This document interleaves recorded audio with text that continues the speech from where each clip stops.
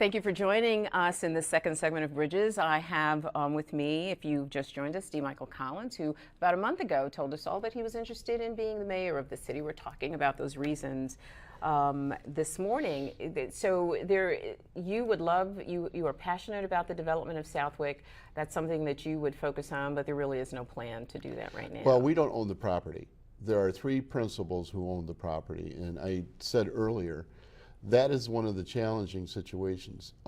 When you have 68, 69 acres sitting there of what is probably the most important parcel as far as the whole economic development scheme for Toledo in similar respects, and that's not taking away, because Northtown's important too, and Capitol Commons is important too, but you put all these together, you have to have good ownership in order to make good partnerships. Yeah, you're right, Michael. And I think, though, that what I really want you to leave us with today is what makes you the best candidate in this process.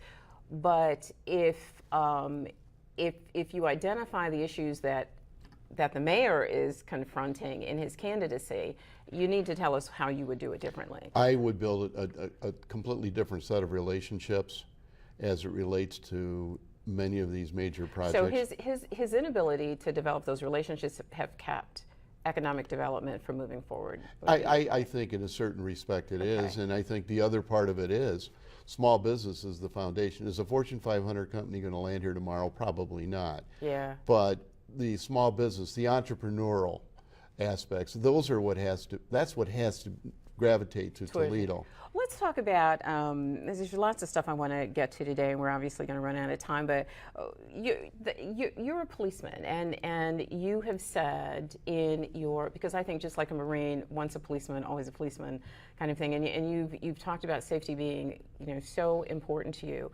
Does that make you a singularly focused mayor? Because you've talked about the mayors not getting it, that you need to deploy personnel to the streets to make the city stay. He said that he has hired more police and more fire in his 3 years than the 4 terms before him. So what would you say crime is up, he says crime is down. Well, let's get to the first issue, okay. His hiring of police officers. All right. We have fewer police officers in the city of Toledo as we're viewing this show, or as your viewers are on Father's Day. The truth of the matter is, when he came in office, we had more police officers in the city of Toledo than we do today. Is it about budget, though? Was it about the budget? No, it was. That is a $48 million myth. Okay. There was never a $48 million deficit that he inherited. There is sufficient evidence to prove that he is absolutely making incorrect numbers up. Okay. And of course, it's, when you control the numbers as you think you do, it's easy to manipulate what the results are should you want the results. Crime stats are a prime example. It's incredible that we would say we're a safe town when we have an increase in crimes against persons under the Bell administration by 40%. And that includes robberies, rapes, and assaults and homicides. Property crimes are up 11.5% under the Bell administration. How does this tie into economic development? If you're not a safe city, no one's going to invest in your city. Absolutely. I mean, it's absolutely critical. If someone's coming into Toledo and saying, I want to put a footprint here, I think my business can be productive and can be rewarding, and I think there's a value added in Toledo, that value added better embrace the thought that you have a safe city. And that's absolutely right. But from your position as council, you've not been able to make that impression on the mayor? Well, I have fought diligently for our ranks, and not because of my previous experience as a police officer with 28 years. I have fought with the mayor. We have to have an adequate staffing level. What I plan on doing is raising the patrol strength to 575 from where it is today at 450. And we will do this in a gradual, because we'll do it in a disciplined way.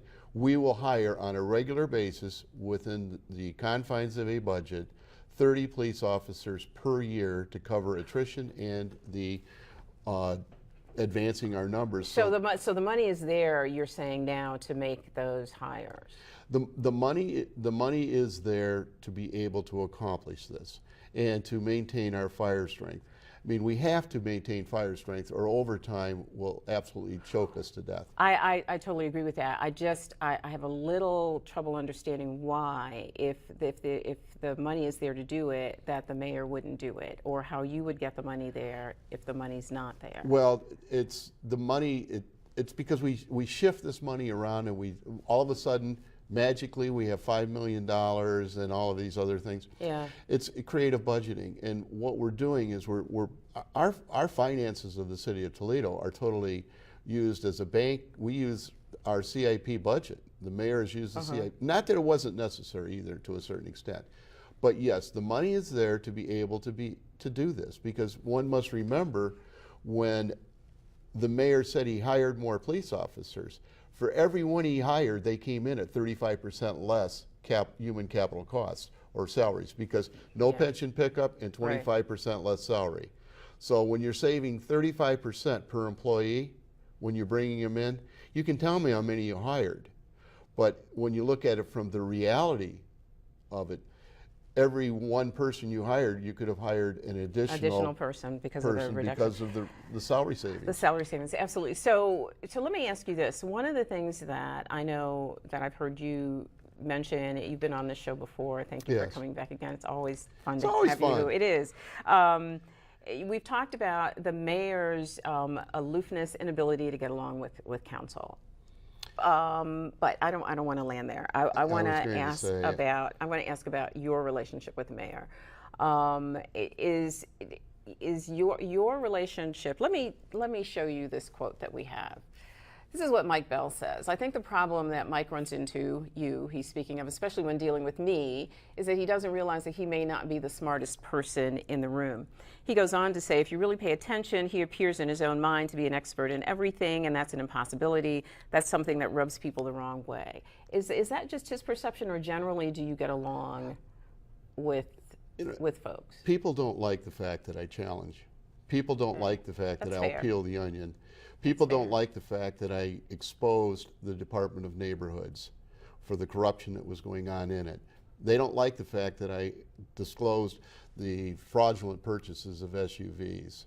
And those issues, all of a sudden, am I the smartest person in the room, or am I the most unique person in the room because of my investigative skills?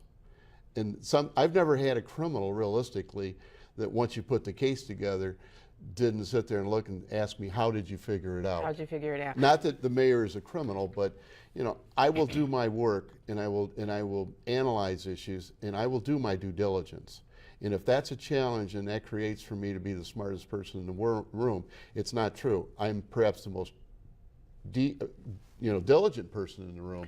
Your work ethic is amazing, and I've said that to you before. I mean, I think that one thing that people need to understand is that these city council people are really not paid a wage that would allow them to focus on this job full time, but you are in your office 60 hours a week. Probably, I don't know if I'm 60 hours in the office. The phone, the weekends, and the other events probably are 60 hours.